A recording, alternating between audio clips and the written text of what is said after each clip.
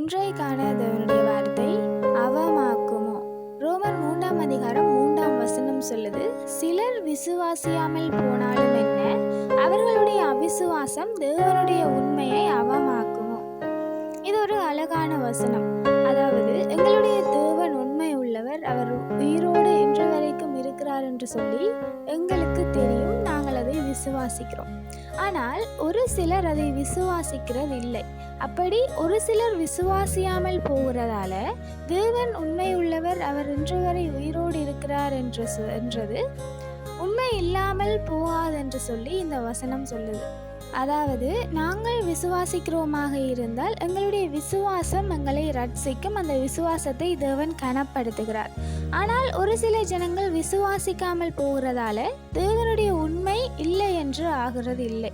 எப்படித்தான் அவர்கள் என்ன சொன்னாலும் கூட தேவன் உண்மை உள்ளவர், அவர் இன்று வரை உயிரோடு கூட இருக்கிறார் என்று சொல்றது எந்த வகையிலும் மாற்றமடைய போகிறது இல்லை.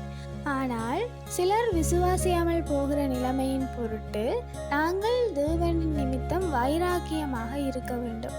அதாவது அவர்கள் அவிசுவாசப்பட்டாலும் கூட நாங்கள் அவர்களை எதிர்த்து நின்று அவர்களோடு வாக்குவாதம் செய்கிற இடத்துல நாங்கள் இருக்கக்கூடாது. நாங்கள் அவர்களுக்காக ஜெபம் பண்ணுகிறவர்களாக இருக்க வேண்டும். அவர்கள் விசுவாசியாமல் போனதன் நிமித்தம் தேவனுடைய உண்மை ஒரு காலமும் அவமாக்கப்படுகிறது இல்லை.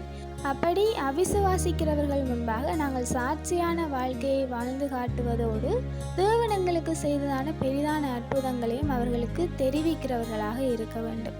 அப்படி நாங்கள் செய்யும் பொழுது தேவன் உண்மை உள்ளவராக இருக்கிறார், அவர்களையும் அவர் ரட்சிக்க போதுமானவராக இருக்கிறார்.